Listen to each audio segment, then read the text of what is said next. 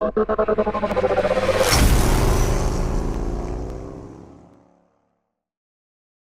everybody, we are here with Chronic, Old Faithful, the first 8-second all bolt-on Hayabusa in history, all dusty, so sad.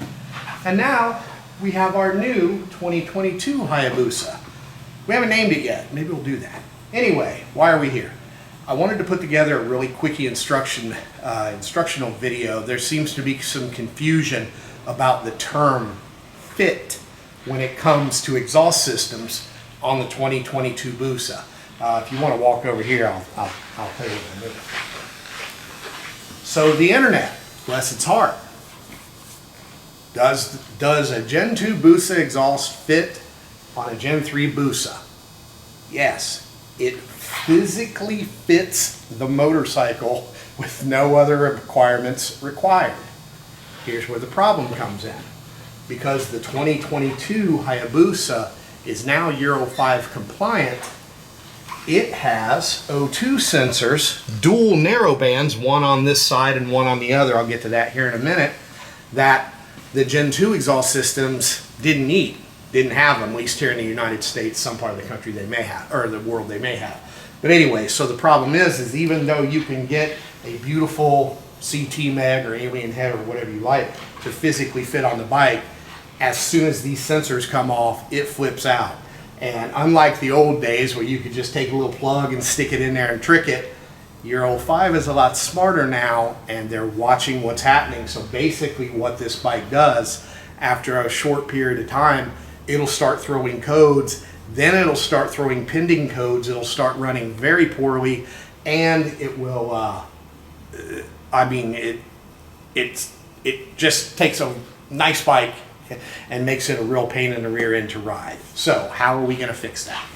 Well, Brock's Performance, like little star, we just came up with an adapter kit that allows you to adapt.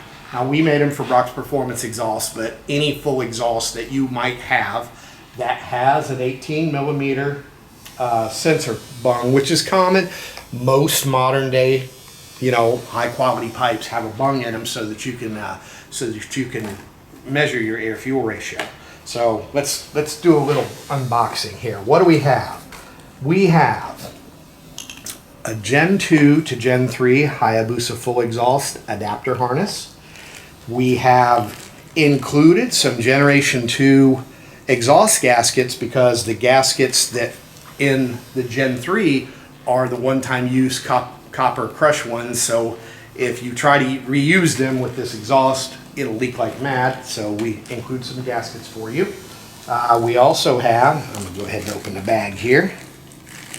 We also have an 18 millimeter adapter bung to a 12 millimeter, and we have a couple spacers and screws. So let's start off with the harness. Now, if you're going to be installing a full exhaust, you're going to have all this stuff off anyway. We aren't actually ready to install this yet, but I can show you what's going on very quickly. If you go to your stock exhaust on the right hand side, we call this the right hand sensor bank, just trace the wire up, it'll be back in here, I did this for clarity, and find this connector and simply unplug it. If you want to meet me over on the other side, same thing on the left side sensor. It's located right here. It'll be run up through the gibbly gook of wires, blah, blah, blah, blah, blah. And it ends in the harness right here. Unplug that. Now, I'm going to go ahead and lower the bike to make this a little easier to see.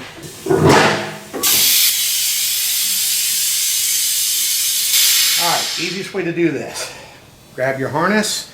You will see it's shaped like a Y. At the bottom of the Y, we have a little plug here. Take this plug and plug it into this connector. Now, you've got a short run and a long run. The short one, we're just going to let hang for now. The long run, we're going to just route it down underneath here so that we can get it over to the wiring harness and plug it in there. Now you're going to want to tie wrap that up. We give you plenty of wire Make sure it doesn't come in contact with anything hot. Make sure you don't get anything over here in the throttle linkage or silliness like that. So then you're going to have this end of the harness hanging. Step 2, if your current exhaust has a plug in it, just remove that plug. Take our plug, put a little anti-seize on it. Now, this is an aluminum plug, so if you grab a big old crescent wrench and start torquing on this, you're just going to break it. So the torque spec on it is 20 foot-pounds, which of course is 240 inch-pounds, or 27 Newton-meters. So we install that in place of that. Now,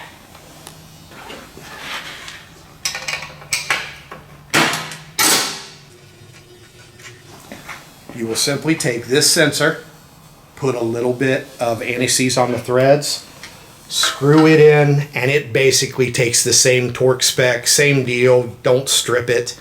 I don't exactly know what the OEM torque spec is for this because we're having trouble getting a Gen 3 boost as service manual. So once you go to mount your exhaust, most of them will be here, here. On some pipes they're way in the back, but generally they're going to be on the right hand side. So what we'll do is just route them down.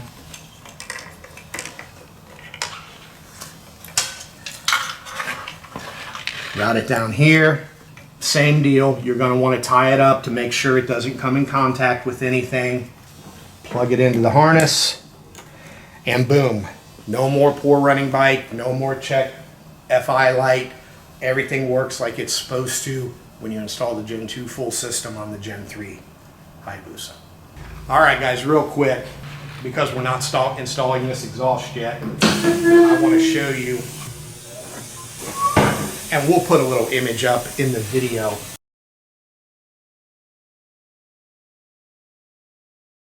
But basically, you may end up having to space the radiator out a little bit because on performance exhaust, this gets pretty close.